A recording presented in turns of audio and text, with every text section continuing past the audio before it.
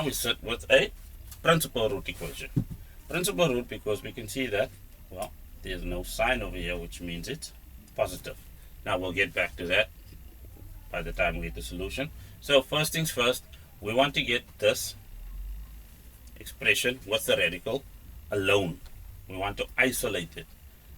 Therefore, we'll find that we have square root of 3x plus 10 being equal to x plus 2. The reason for the isolation would be such that we can now square both sides, which gets rid of our radical sign.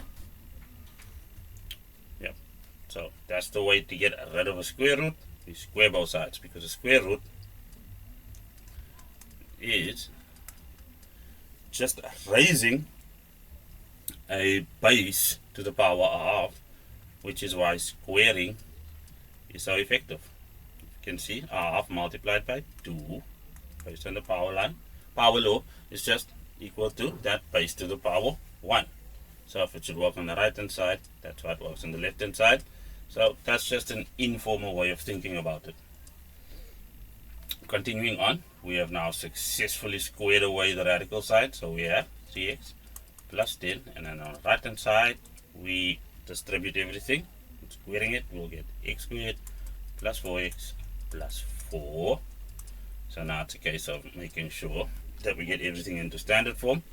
So what we'll end up with is, let's see, x squared is just x squared.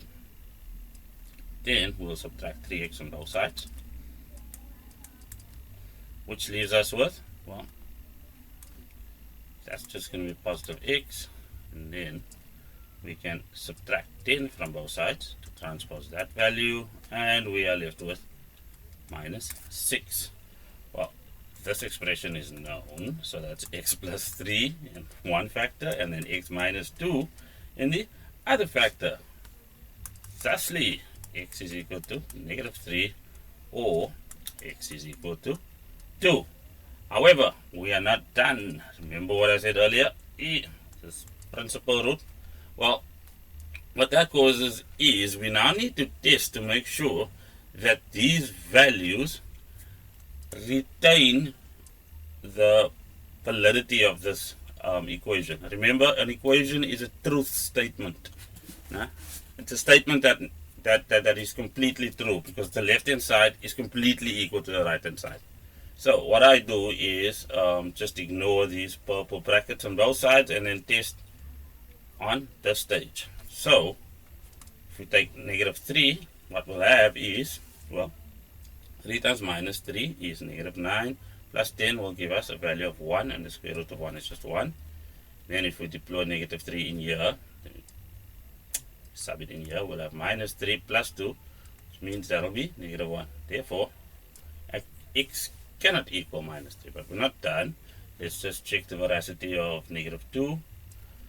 Well, 3 times 2 will give us 6 plus 10, gives us 16, and the square root of 16 is 4. The x is equal to 2 on the right hand side. What we'll have is 2 plus 2, which is equal to 4. So this is perfectly okay. And for that verification, there is, generally speaking, a mark allocated within your marking guidelines. I'm out of here.